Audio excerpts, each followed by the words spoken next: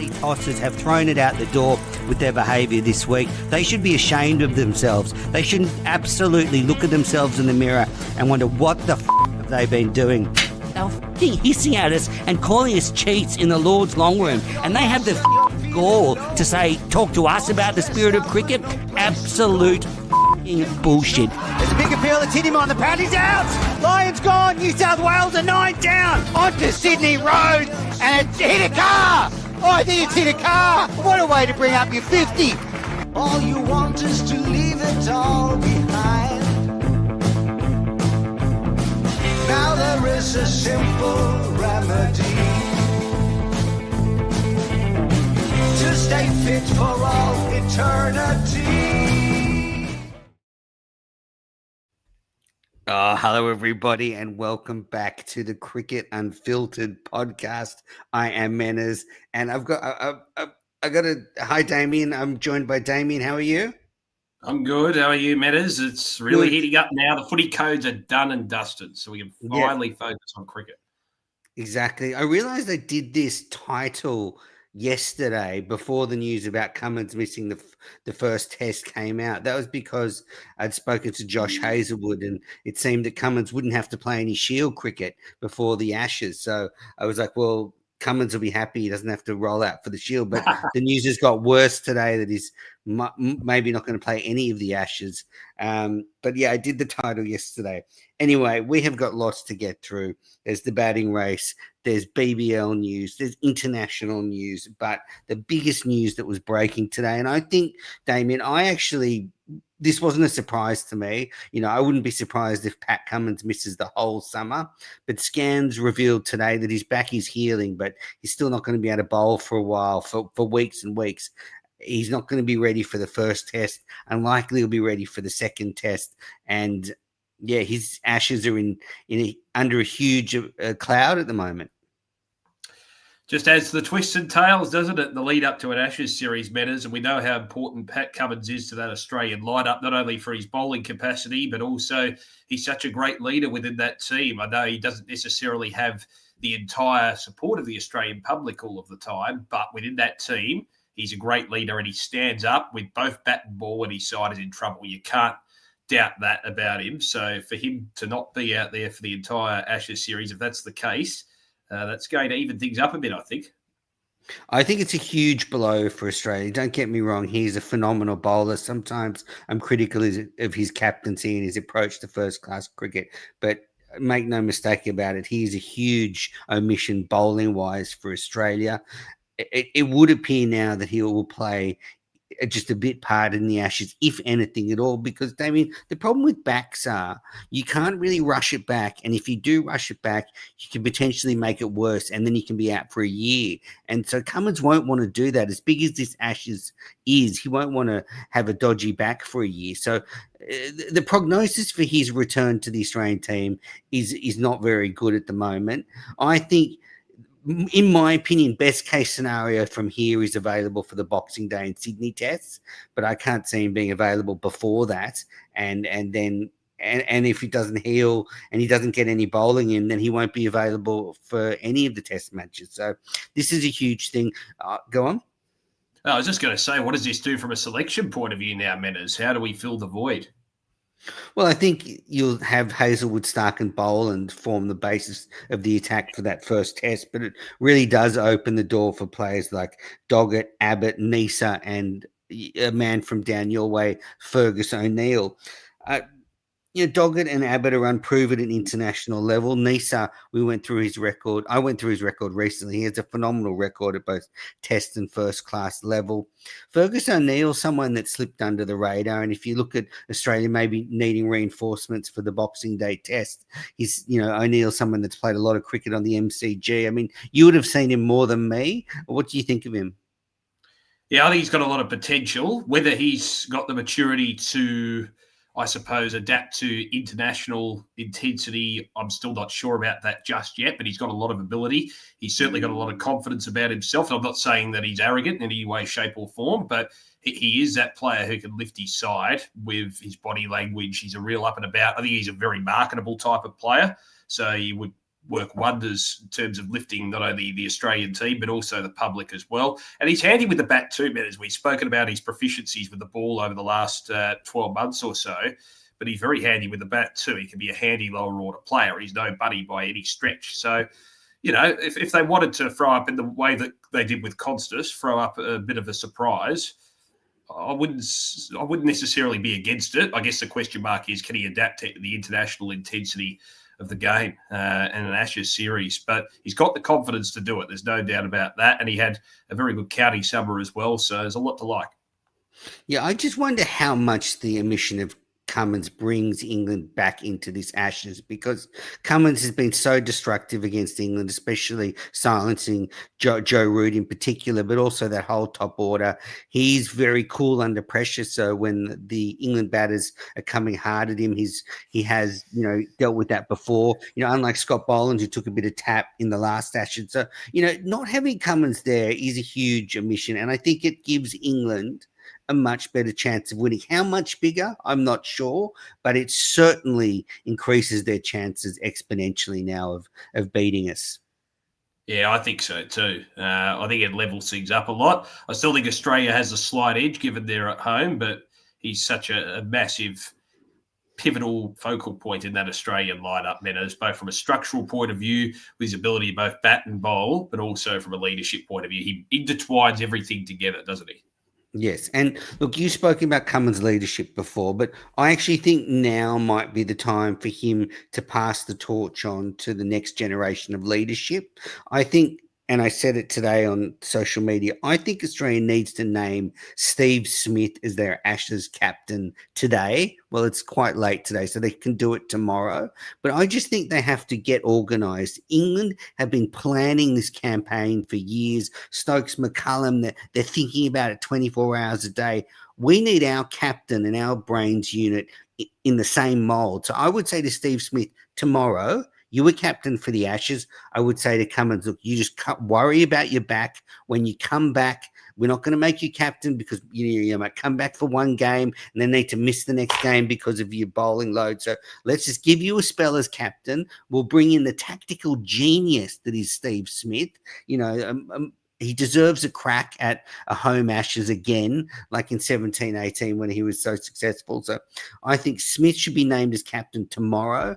Cummins, give him time. And then when the Ashes is over, if Smith retires, I would think about who the next captain of Australia is. And they've got Cummins there as support, but it's clear Cummins is getting older. His body is getting older. He might not be able to play all the tests for Australia like he has the last 4 years. So we need to be decisive, because I feel, Damien, if we just sort of just float into this Ashes with, we'll see who's going to skip it, we'll see who's fit, then England might catch us napping. Potentially. It's interesting, isn't it, when you look at some of the players coming through. I think Labuschagne was often touted as the next skipper, wasn't he, Meadows, for a long period of time. The problem is he's out of form at the moment. So, where does that next vein of leadership come from, do you think? Well, that's right. I don't think Travis Head wants to do it, but I guess what are the candidates? Someone like Cameron Green. I mean, he's a generational player, could be around for years. But are you asking too much of him to, bat in the top six, bowl and be the captain? Alex Carey, I mean, he's a natural leader. He could certainly do it for a little while, but I don't like wicket keepers as captain. But if Marnus came back into the side, maybe if Marnus is back in and cements his spot again over the summer, he becomes a pretty prime candidate. So, yeah, the next captain of Australia is probably not that obvious. No, all right. Whereas you probably had that in the past, didn't you? I mean, Clark, as much as he had all the off-field stuff, he was seen, wasn't he, as a potential leader very early on. So we have this interesting time, don't we, where we're searching maybe the back of our heads for the next skipper. Yes, definitely. And I think the selectors know that. I think that's one of the reasons McSweeney was given some opportunities, because he's seen as a leadership candidate. So there are leaders coming through, but you're right. It's not clear who. So Smith is the perfect stopgap, while were transitioning. So yeah, that's the big news today. Cummins, severely in doubt for all the Ashes. I saw Michael Vaughan tweeting about how this opens the door for England. So yeah, not good news for Australia.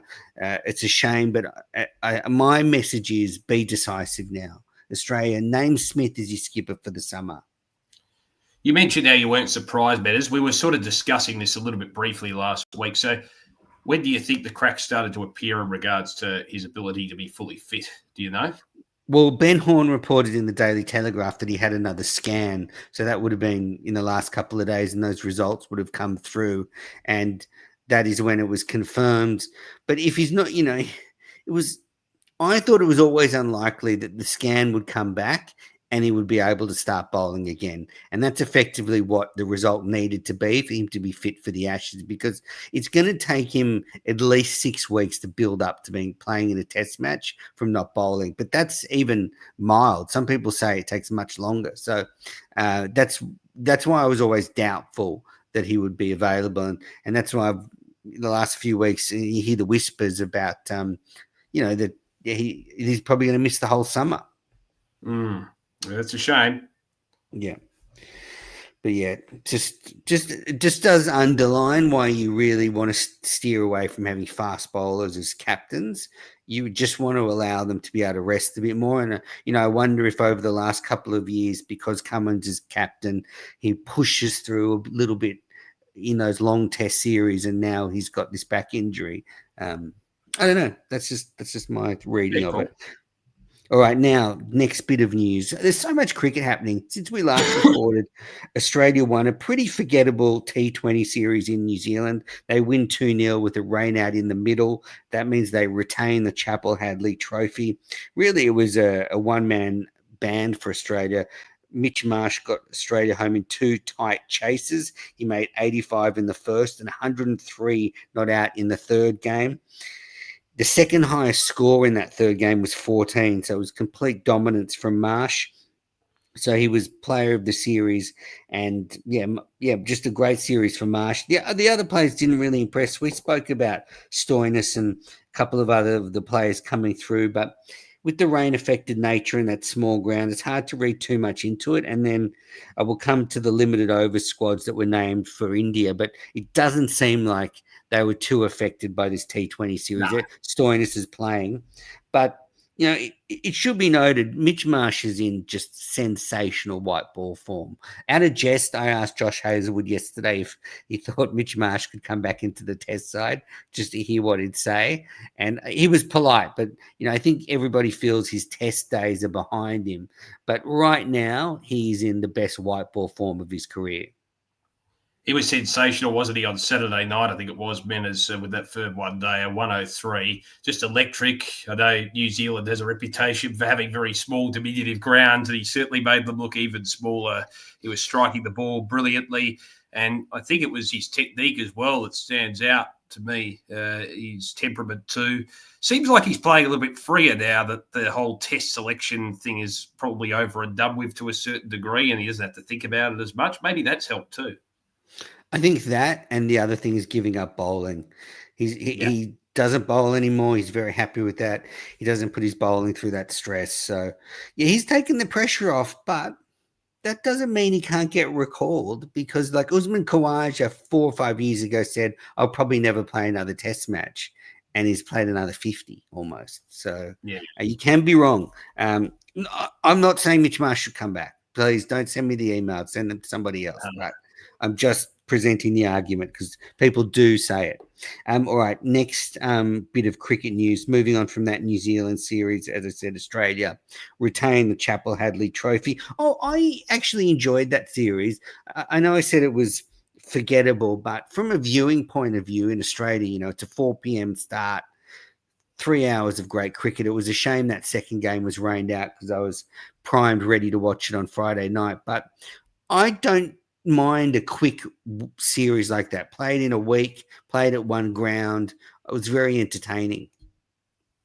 Yeah, that's a fair call. And it's interesting, isn't it? You go back over the years, the amount of Australia v New Zealand one-dayers that have been the series, the Chappell-Hadley series has been affected by a rain out. That's happened so many times. So it looks like it's happened again. But I don't know. I think because of that Chapel Hadley name, it's been around for a while, hasn't it, Metters, that one-day series name? I think it adds a bit of tradition now almost. You don't, aside from the World Cup, you don't have a lot of traditional one-day tournaments between two teams, particularly now that, with the triangular series is done and dusted, there seems to be a lot of just random one-day series that don't mean much between two teams. But there's always, well, not for always, but for a long time, we've had the Chapel Hadley name for Australia and New Zealand. I think it adds a little bit to it, doesn't it? Oh, absolutely. I think having that limited overs trophy that's moved over from 50 over to 20 over cricket and can alternate between the two. You're right. It does mean something. And it was a bit of an invisible series because it was on pay TV here, but I certainly enjoyed it. Now, flowing on from that, Australia named their 50 over and 20 over squads for the upcoming series against India. Now, I'm just going to go through the notable news. I'm not going to name every player in the squads, but in the ODI squad, Stark returns after missing New Zealand. Matt Short is back. Mitch Owen returns from concussion. He missed the last T20s. But the main news is Matt Renshaw has been recalled to the ODI side after years of in the wilderness. He's been recalled after some very strong 50 over domestic form and Australia A form. And he's basically come back in the place of Marnus Labuschagne, who's been dropped from the 50 over squad. Now, two things. I think it's good for Marnus to just concentrate on Shield cricket at the moment. If he really wants to get back for the Ashes, although I think it's the right thing to just leave him and not pick him for this 50 over side. And, there's still another 2 years to the 50 over World Cup. So there's plenty of time for Marnus to work his way back. And I do like the selection of Renshaw. Tall left-hander, done well at domestic level, fluent stroke maker when he gets going. Australia's going to need an anchor in that top order soon. So, interesting selection. What do you make of it? Yeah, I think it's good to have Stark back for starters, Metters, no doubt about that. And I think he'll add something extra. The fact that it's against India, I think there'll be that great level of interest, won't there? Even though there's probably not a lot of prestige surrounding this series. I think it's seen to be a bit of a series that's a warm-up for the Ashes, even though it's a completely different format, as we know. But, I'm happy with the selections that have been made, in my view anyway. I think a lot of the eyes, it's interesting, isn't it, trying to balance the Sheffield Shield and players trying to get back into the long format form compared with this one-day series. I think that can typically throw up a few problems if you've got players who are proficient in both, and then they're going to make a choice between one or the other. And where does the priority lie coming into a series like the Ashes? So I think in those circumstances, when you take that into account, they've done as well as they could, I think, when it comes to selection.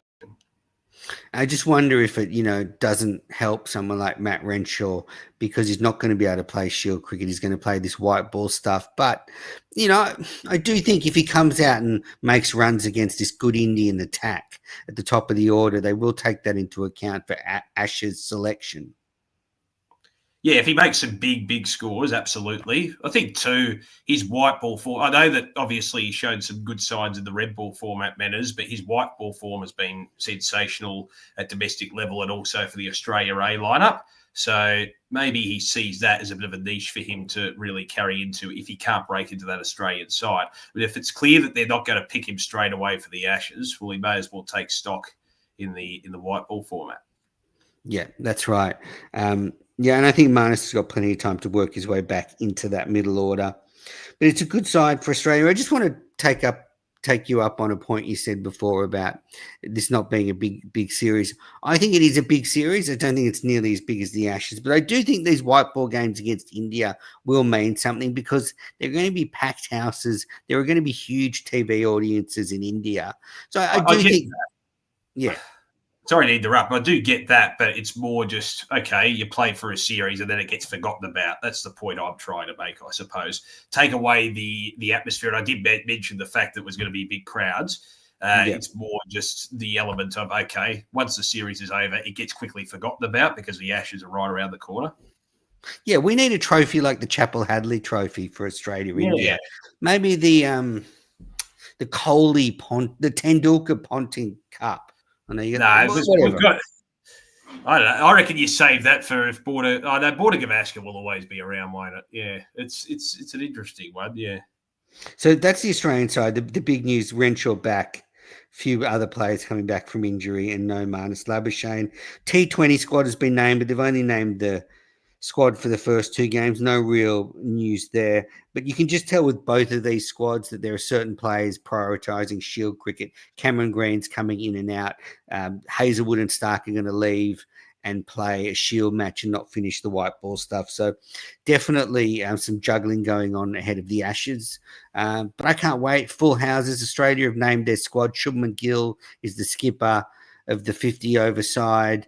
And I think Virat Kohli's coming out. So fantastic for the T20 team. No, which is he retired from? Of T20 cricket. So he's coming out for the 50 over side. That's right. He wants to play in the 2027 World Cup. Yeah, and you're right. I hope we'll see big crowds. What do you reckon we'll get at some of the bigger grounds, Manners? Well, MCG's already sold out. Yeah, so that's right. But sometimes when they say sell out, it can fall a little bit short if the members don't turn up. I think we're going to get probably close to that 90,000 mark, won't we? For Australia here at the G. Yeah, absolutely. We did. I remember the reason I say you query it. I query it sometimes. Remember we had that T20 match between Australia and India, which was a sellout back in, I reckon, early 2008. They said it was a sellout. Got to around 86, 87,000. So it wasn't quite the 90,000 they had predicted. So that's where, there are vagaries with these types of things. But yeah, there'll be a massive crowd, and I think it'll be fantastic and a good time as well. It's like the entree. It's a nice entree to what's to come this summer, Metters. I think it's a good series to have. I'm not trying to diminish its importance for any stretch. I think it just will get forgotten about pretty quickly, but it's a good series to have in the lead up. It really whets the appetite for cricket. And I do think it actually does serve as ideal preparation for players like Stark and Hazelwood playing in an intense white ball series, then play a Shield match, then you've got the Ashes. It is the perfect preparation. All right, we're going to take our first break on Cricket Unfiltered and be back in a moment. You are listening to Cricket Unfiltered. I'm Manners. I'm joined by Damien Watson, and we've been talking about Pat Cummins' injury, going through the white ball results and squads. But now it is time to turn our attention to the Sheffield Shield and update you with the first round. So and then go through the batting race. So firstly, with the results, Queensland drew with Tasmania. Tasmania in the fourth innings in their second innings, made 7 for 317 after conceding a big first innings lead to Queensland. Made 6-12, so that was a draw. A pretty flat pitch up there at Allan Border Field. But then Victoria beat South Australia by 4 wickets. The defending champions beaten in the first game. 19-year-old Ollie Peake hit 70 not out and anchored a famous win for Victoria. This is announced Ollie Peake. Have you seen much of him, Damien? I have. I watched him play for Australia against Sri Lanka in the middle of the year. He made a quick-fire half-century in one of the one-day matches. He's got a lot of talent about him. Comes from Geelong Grammar Metters, so he's down from Geelong Way, and he's been noted for a few years now. Even as young as when he was 15, 16, he was sort of almost headhunted a little bit as a talent going forward. So watch out for him. He's got that Gen Z-like confidence about it with the way he bats, likes playing the ramp shot. He likes playing in an attacking manner around all parts of the ground. So he's a player on the up. And in the other game, New South Wales beat WA at the Wacker. So famous victory for the Blues. They often go to the West and get towed up by the locals, but not this time. They win by 74 runs. Will Saltzman was player of the match in his first-class game. Liam Hatcher also bowled excellently, took 4 wickets. And a famous win for the Blues. There was a bizarre incident where Chris Green was hit on the helmet and given out caught behind by umpire Jared Abood. He then asked for a concussion check, Chris Green, because he'd been hitting the head and not hit on the glove. At which point, at some point, it's not clear when, but the umpire changed his decision from out to not out, so Chris Green was able to complete his innings. But Green has since been fined for dissent in that situation. He must have showed some dissent towards the umpires. He's accepted the charge and will be fined a portion of his match fee. But a bizarre situation that the umpire would change his decision like that. You don't often see it. There's some whispers that he saw a replay up on the screen. I'm not sure what happened, Damien. It's a bit of a he said, she said at the moment. But Cricket Australia have said, look, in the end, the right decision was made. It did hit Green's helmet and not his glove. So in the end, they got to the right point. But Green has still been fined for dissent for not accepting the decision. Well, I think what happened, and he deserves what he gets, given, at the end of the day, the right decision was made. I don't see why he would need to get as frustrated, the umpire, in the way that he did. Does speak I think it was before. I think it was before the decision was made. Oh, okay, right. Yep.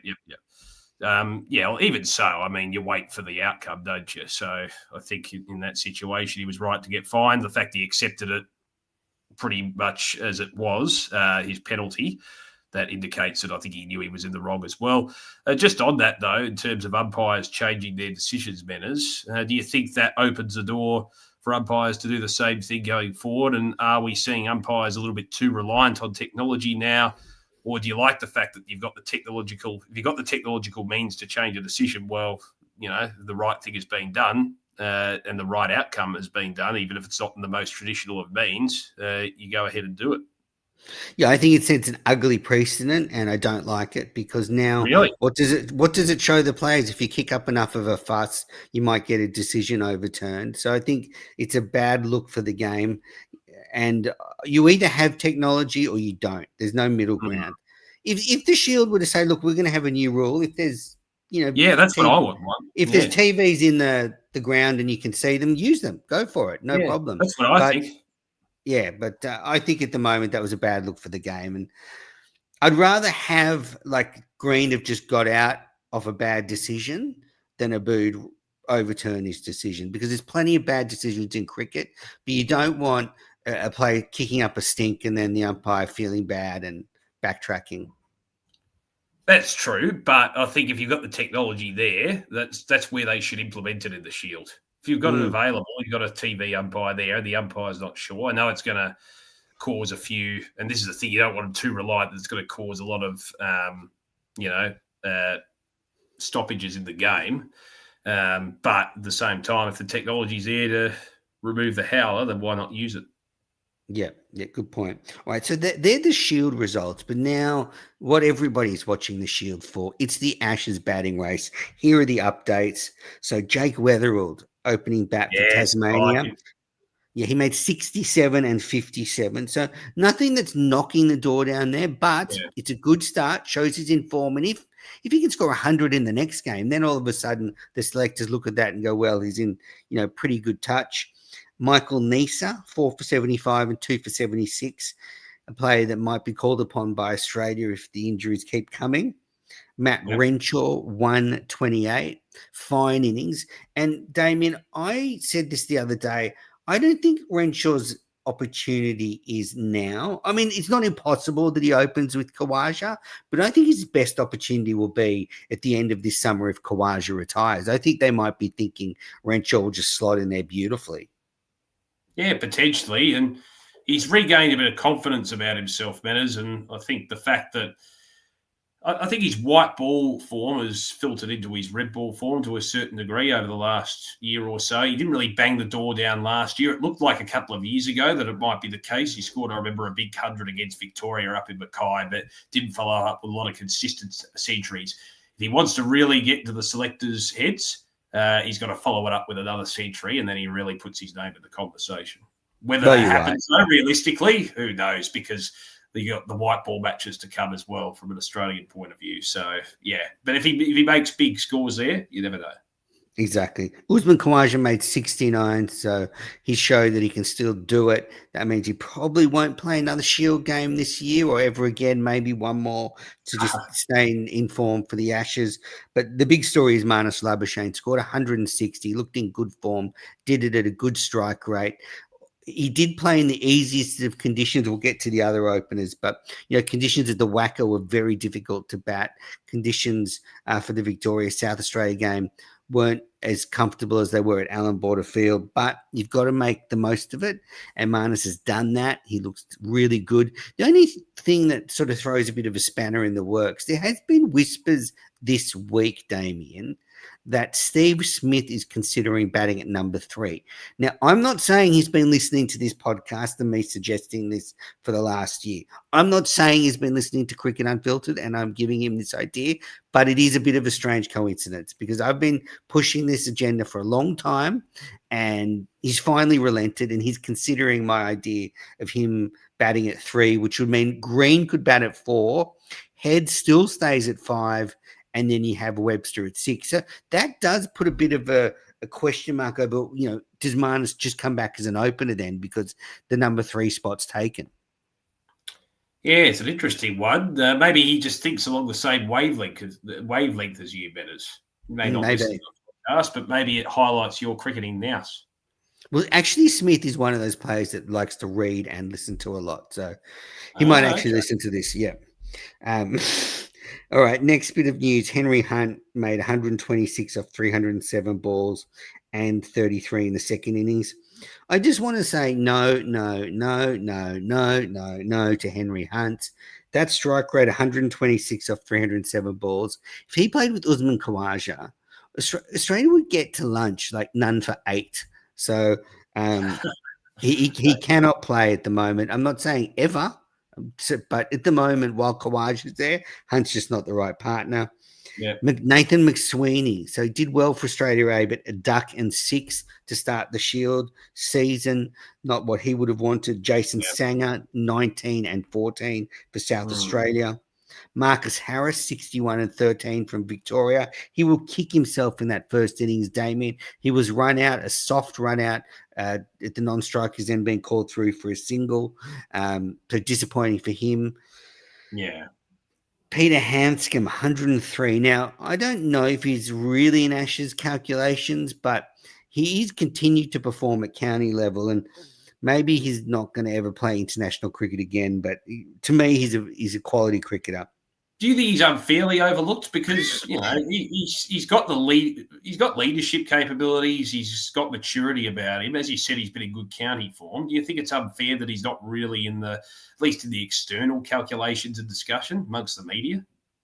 Yeah, he sort of floats in and out. He's been the reserve batter for Australia a few times. I know they respect him, but I do think overall they're just looking to a younger crop. Then, speaking of younger crop, Sam Constas, 4 and 14 in that minefield at the Wacker. Greg Shippard said you've got to take into account the very difficult conditions. So it's certainly not, a death knell for Constas yet. No.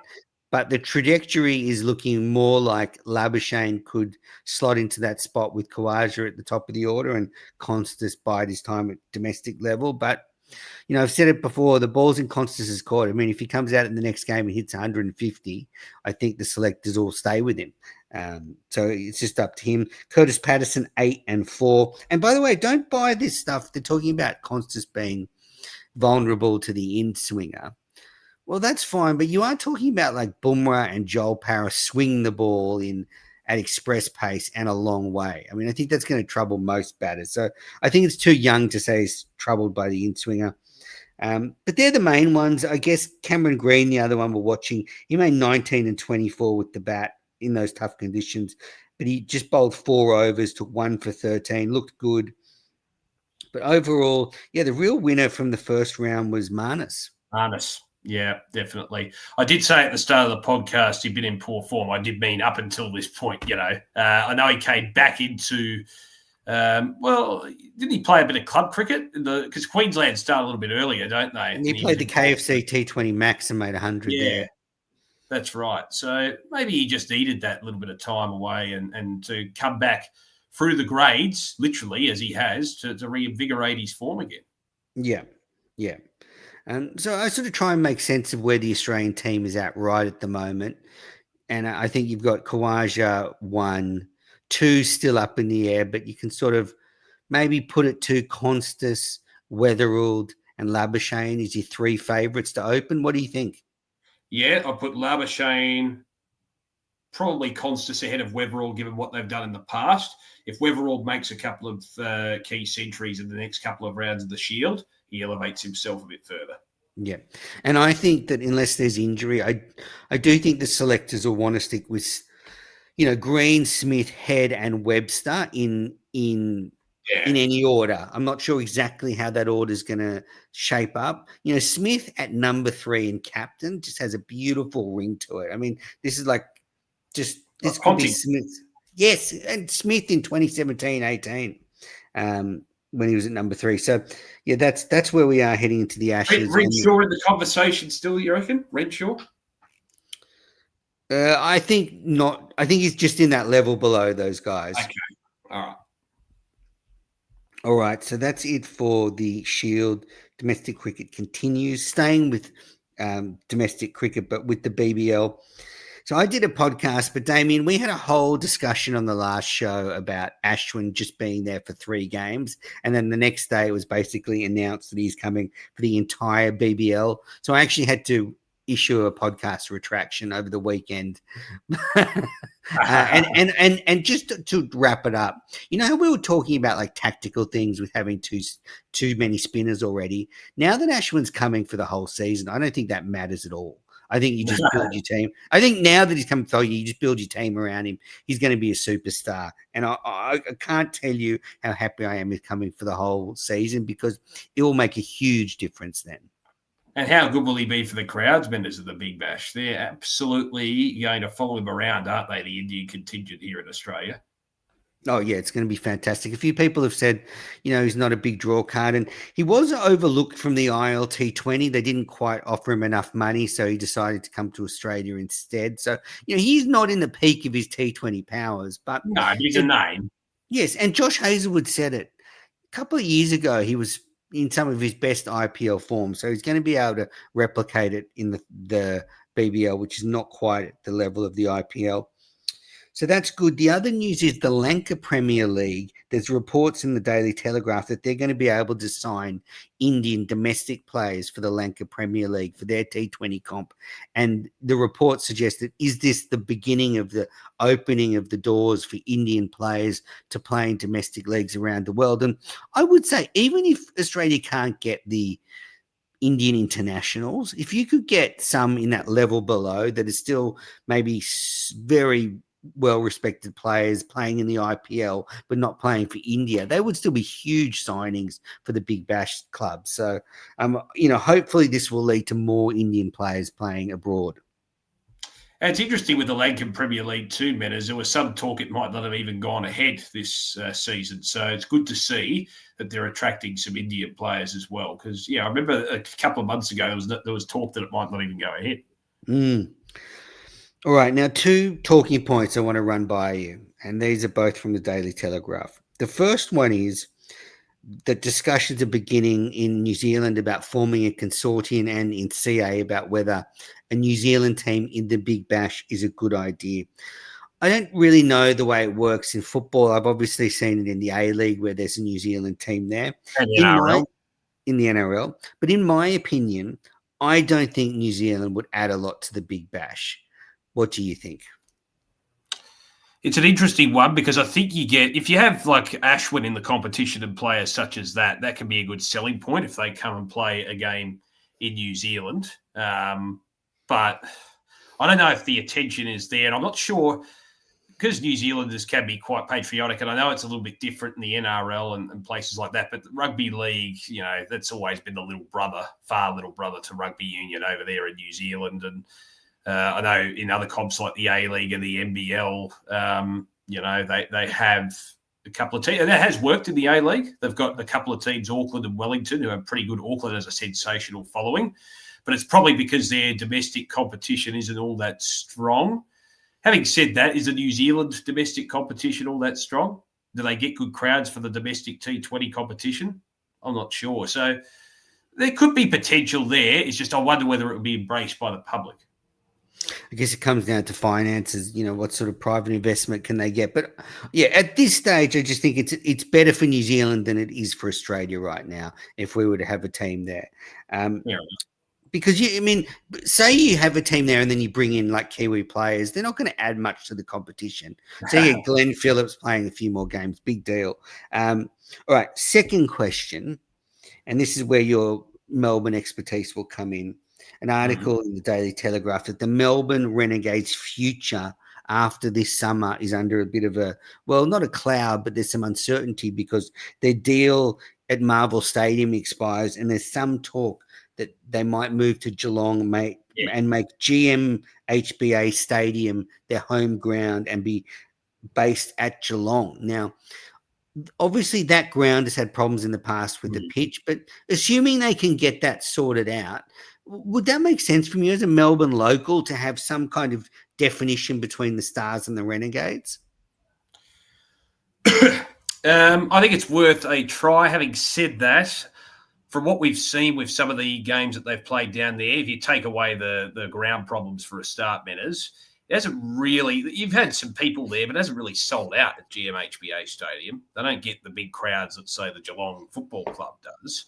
So I'm just not sure if it's, I don't think it really adds too much benefit. Yes, I guess you create a bit of a niche in terms of a fan base, but I don't think it makes much of a difference whether it's there or whether it's at Marvel Stadium, to be honest with you. And the vast majority of people, even though Geelong's a growing population, the vast majority of people in Victoria still live in Melbourne, Menners, and they're not going to make the trek down the highway to watch the Renegades. So I think keeping it central is still of greater value than having them being permanently based down there at Geelong. That's just my opinion on it. And they'd have to get that ground right as well. I like it. No, okay. So Damien Watson dead against the Renegades moving to Geelong. You can play a couple of home games there, as they do, but don't permanently fix it down there. Good. I like it. All right. So that is it for all the cricket news. Let's get to Can't Let It Go. But before then, just a Women's World Cup update. As we record this, Australia is starting their third game against Pakistan. I think Pakistan won the toss and sent them in, but Australia have won one game, and the second game was washed out against Sri Lanka. England and India on top of the table with 2 wins from 2 games each. England had a bit of a scare against Bangladesh overnight, but were able to get home with Heather Knight leading the way. The real surprise so far is defending T20 World Cup champions New Zealand have lost both of their opening games, so they're in a bit of trouble and will need to turn things around. But still very much early doors in this Women's Cricket World Cup. It's an 8-team round-robin competition, so probably a little too early to draw much inference from what we've seen so far. But, you know, Australia looks superb, and Ash Gardner's 100 in that first game was very impressive. From what you've seen, Menners, is it getting the attention that you thought it would in India? Hard to tell. I've been watching. I haven't really been paying attention to the crowds. I will keep an eye on it. But, yeah, it's been interesting viewing. I mean, Bangladesh put up a real fight against England overnight. That was an enthralling game, fascinating game.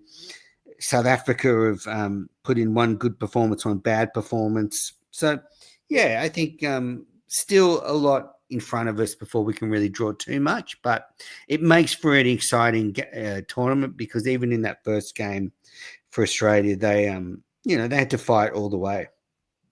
Yeah, exactly right. So it'll be interesting, and hopefully the Aussies, after what happened last year in the T20 World Cup, can get up.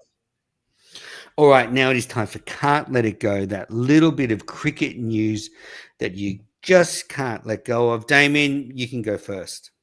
Got a couple of little ones for you, Metters. Firstly, in the WNCL today, Lizelle Lee made 187 off 141 deliveries, 24 fours and 7 sixes at the Junction Oval for Tasmania against Victoria. The former South African international, she is as big a hitter as you would see at domestic cricket, and she's been starring for Tasmania for a few years now. Probably could still be playing at international level. I know, she's towards the older age and things like that, but gee, she can hit a ball. When she hits them, they stay hit. So just worth mentioning there.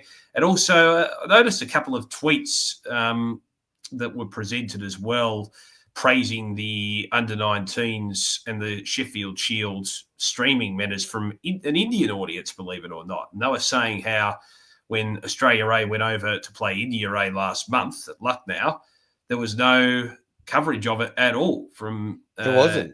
CCI. And they probably, you could argue, have more of a budget potentially. I could be wrong. I don't know their books, but let's be honest, they're not short of cash.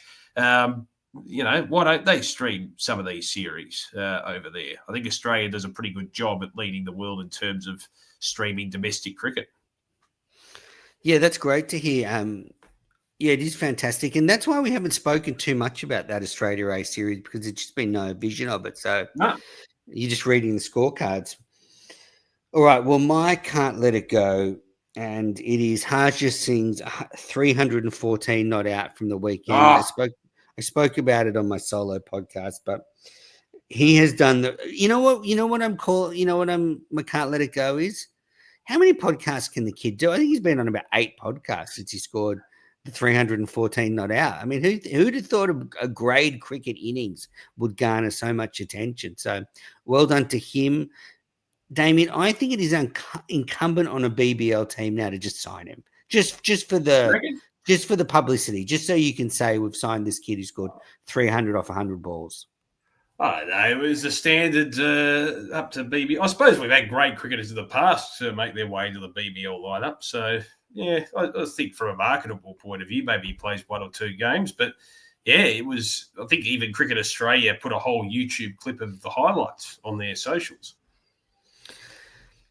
All right. Now, thanks everybody for sending in emails and comments. I got a great message from Mike after Damien and I caught up last time about he's a Sox fan. Well, the Sox lost after I got an email from Mike. So Damien will be happy because the Yankees won. Yes. But Enigmatic Bloke on YouTube has said that he doesn't think that Ashwin will make as big a difference to the BBL as we're saying he will, and that he hasn't been relevant to white ball cricket. But I just don't think he's taking into account that there'll be so many local Indian fans that will just want to see Ashwin playing in the BBL, and I'm sort of expecting at least 1,000 to 5,000 every gate that Ashwin plays in with Indian fans. Now, I know you say that's a lot, but if you're a family and you can't get out to these international white ball games, it's much cheaper. Ashwin will be signing autographs afterwards like they always do at the Big Bash. So yeah, I can say I disagree with our viewer. I think it is actually going to bring a lot of people in. I think so too. And you got to take into account, Metters, the fact that we don't have too many big names that reverberate across world cricket within the Big Bash League. So you got to take that context into account as well. Exactly. All right, everybody, that is it for this episode of Cricket Unfiltered. Wow, what a week of news. I spoke to Josh Hazelwood yesterday, Damien, in a press conference. He's such a lovely guy. He spoke a little bit about his preparation, and there's no surprises there. He's a steady ship. And, one thing I think that's clear is, with Cummins out, Hazelwood is the natural attack leader. Stark's your wicket taker, but he can be a bit erratic. If you need somebody to replace Cummins, then I think Hazelwood's the way to go. So yeah, Damien, thanks for joining me. Lots of great cricket. There's domestic one days, there's WNCL, there'll be Shield. So yeah, wall-to-wall cricket at the moment. Where can the listeners catch up with you? At Damo_What's on Twitter. All right. Well, thanks everybody for tuning in. Remember, we've got great Cricket Unfiltered merchandise. Head to the link in the episode notes because it's summer and our t-shirts will look great at a cricket ground.